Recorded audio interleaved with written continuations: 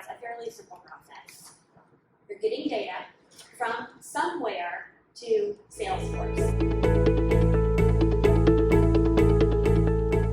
If you give the salespeople a bad experience, you're not going to get those cross-sell opportunities that you saw. If you make it a bad experience for service, they're not going to be able to help the customers when they need the most help.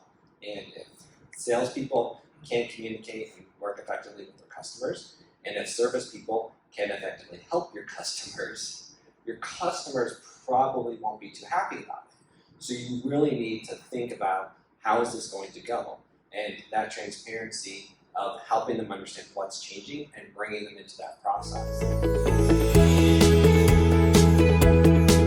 If you don't have processes and steps that you can check off your list and a definition of done, your migration project may not only never finish, but also will not achieve the results you're looking for. The biggest key thing with a win is to have a plan and have it be an incremental plan. So you're not ending your migration with, yep, we moved the data on Friday night. Because then inevitably something will be sick, your internet will be down, something will keep your project from completing as scheduled. So the lead to cash workshop is kind of the first step, and the goal is to map out their current lead to cash process. And the goal is that by understanding their current state, how they currently do things, you can create transparency because you understand who their team members are and what they're responsible for, and then it allows you to create a map to future state. So you understand every link in the chain of how they do things right now, and then using the 7 components, the go-live checklist that we've shared with you, then you can go from current state to future state within your lead to cash process and have a coordinated plan of how to execute on that efficiently.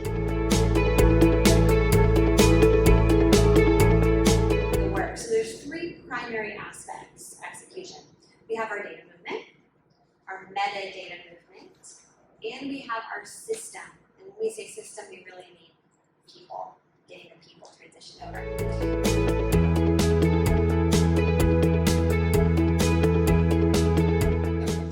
About the accounts, you have to think about the way that they view accounts may not be the way that you view accounts. And here's an example that I can give. At Equifax, our account structure is based on the company's legal hierarchy. So Amazon, you get one account. One of our acquired companies viewed it based on a field that they had in the CRM where each account, they only had one field. So if somebody needed multiples, they got multiple accounts in the CRM. So it's kind of funny. We ran into an issue where they said, well, we have candies and chips accounts here, but I'm only seeing candy over here. Well, it's because candy and chips were part of one company called Candy.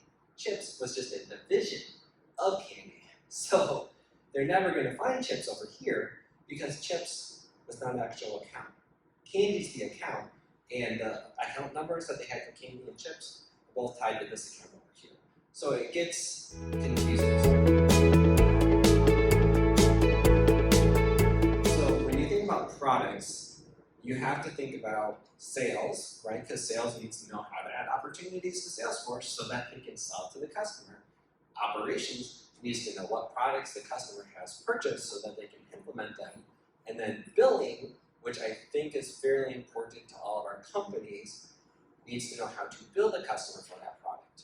So we have a central, product database. So when we're going through the migrations, we have people from sales, operations, and billing from the acquired company helping us to build out that kind of, product hierarchy so that they understand how to sell to the customer, how to onboard the customer, and how to build the customer.